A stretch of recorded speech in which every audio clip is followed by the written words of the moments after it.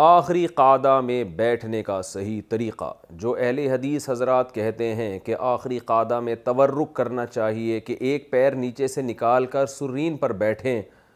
اور ایک پاؤں کھڑا رکھیں،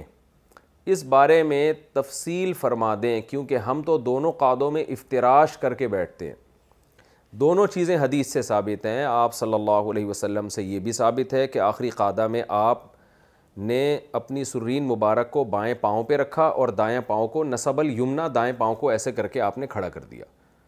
یہ بھی ثابت ہے۔ اور یہ بھی نبی صلی اللہ علیہ وسلم سے ثابت ہے کہ دونوں پاؤں ایک طرف نکال کے سرین کو زمین پہ رکھ کے آپ صلی اللہ علیہ وسلم بیٹھے۔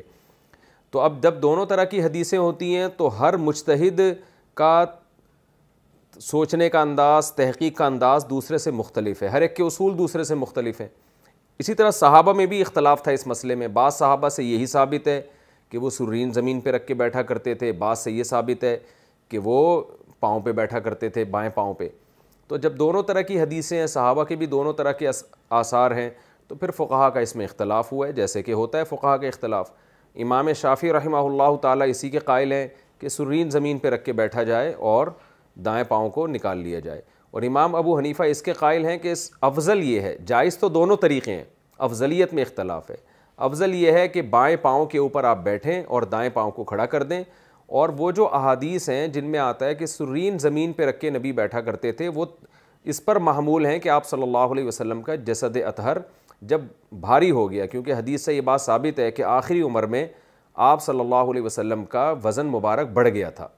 تو جیسے کہ حدیث میں آتا ہے لا تسبقونی برکوع ولا سجود فانی قد بدنت، میرا جسم بھاری ہو گیا ہے، مجھ سے رکوع اور سجدے میں پہل نہ کرو۔ تو اس میں چونکہ اور نبی صلی اللہ علیہ وسلم بہت لمبی نمازیں بھی پڑھا کرتے تھے، تو سکون اور اطمینان کے لیے، تھکاوٹ دور کرنے کے لیے، کیونکہ تھکاوٹ بہت ہوتی تھی، تو آپ صلی اللہ علیہ وسلم سرین زمین پہ رکھ کے بیٹھ جایا کرتے تھے۔ تو اگر نماز میں کسی کو بہت تھکاوٹ ہو گئی ہے یا عمر بڑھ گئی ہے اس کی اور وزن بڑھ گیا ہے، تو سرین وہ زمین پہ رکھ کے بیٹھ جائے، ادروائز نارملی اسی طرح بیٹھے جیسے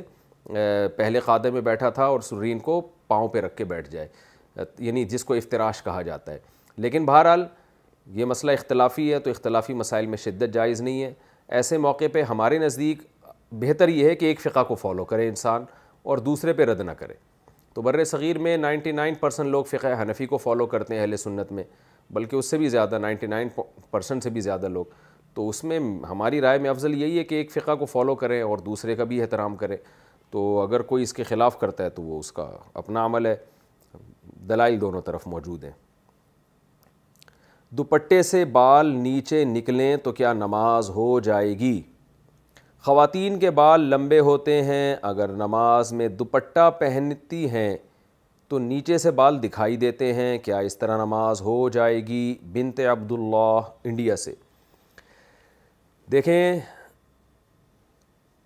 یعنی عورت کے لیے پہلے مسئلہ سمجھیں، جس عضو کو چھپانا نماز میں ضروری ہے،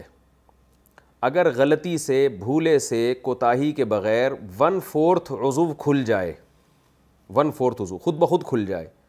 اور 3 دفعہ سبحان ربی العظیم جتنی دیر میں یہ تسبیح کہی جاتی ہے اتنی دیر تک کھلا رہے، 1/4 عضو یعنی 25% یا اس سے زیادہ، تو نماز خراب ہو جائے گی۔ اب سر جو ہے یہ ایک مکمل عضو ہے، اسی طرح سر کے نیچے جو بال لٹکے ہوئے ہوتے ہیں خاتون کے، وہ ایک مکمل عضو ہیں۔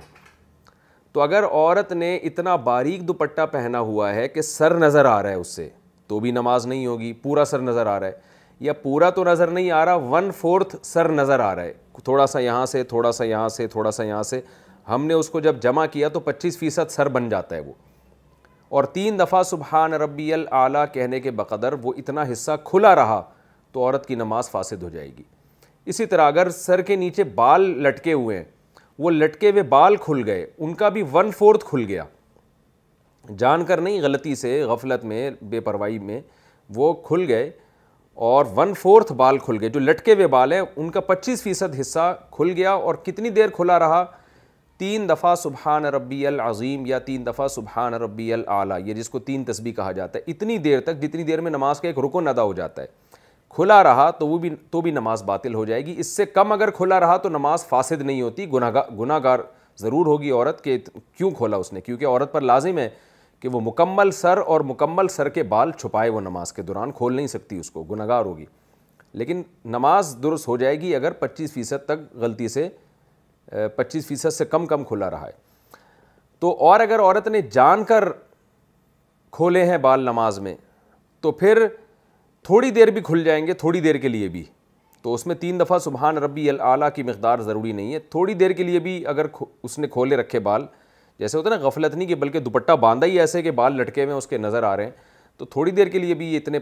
فیصد بال کھل گئے تو نماز اس کی فاسد ہو جائے گی۔ لیکن عورت پر لازم ہے کہ وہ مکمل سر کو ڈھانپے اور اتنا موٹا دوپٹہ پہنے کہ سر کے بال باہر نہ جھلکیں اس سے،